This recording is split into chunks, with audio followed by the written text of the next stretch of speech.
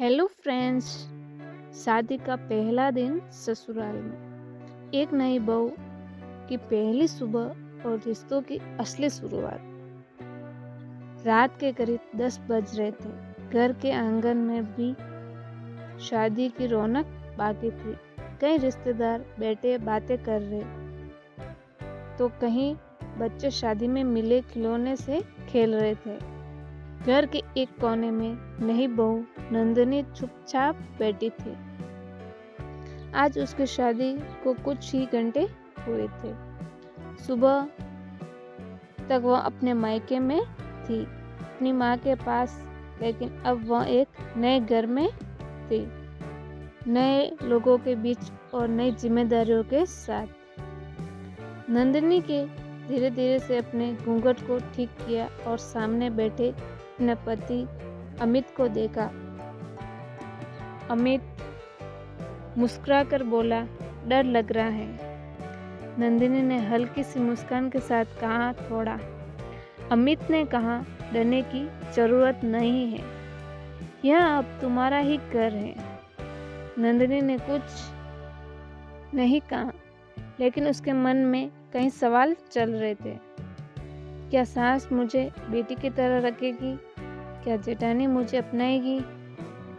क्या मैं इस घर के तौर तरीके समझ पाऊंगी? अगर मुझसे कोई गलती हो गई तो? रात काफी हो चुकी थी। सब लोग अपने अपने कमरे में चले गए।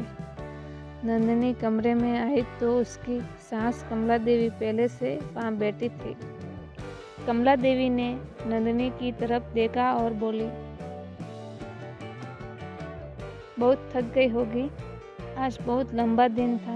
नंदिनी ने धीरे से कहा, जी माँ जी। कमला देवी उसके सिर पर हाथ रखकर और बोली, एक बात हमेशा याद रखना, इस घर में तुम्हें सब कुछ पहले दिन से नहीं सीखना है, धीरे धीरे सब सीख जाना। कोई गलती हो जाए तो घबराना मत।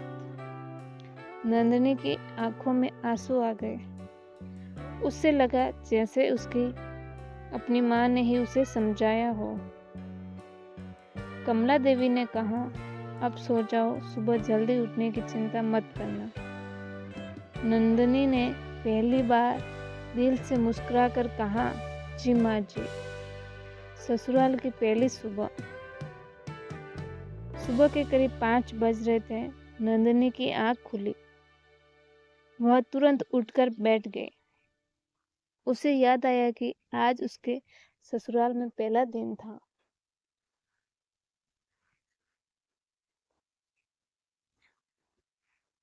वह जल्दी से तैयार हुई और रसोई में जाने लगी। रास्ते में उसे उसकी जेठानी पूजा मिल गई। पूजा ने उसे ऊपर से नीचे तक देखा और कहा, अरे बहू, इतनी सुबह क्यों उठ गई? नंदिनी बोली, दीदी सोचा घर के काम में हाथ बटा दूं। पूजा मुस्कुराई और बोली, पहला दिन है, आराम कर लेते। नंदिनी ने कहा, नहीं दीदी, मैं काम सीखना चाहती हूँ। दोनों रसोई में पहुंची। नंदिनी ने पूछा, दीदी चाय कितने लोगों की बनानी है?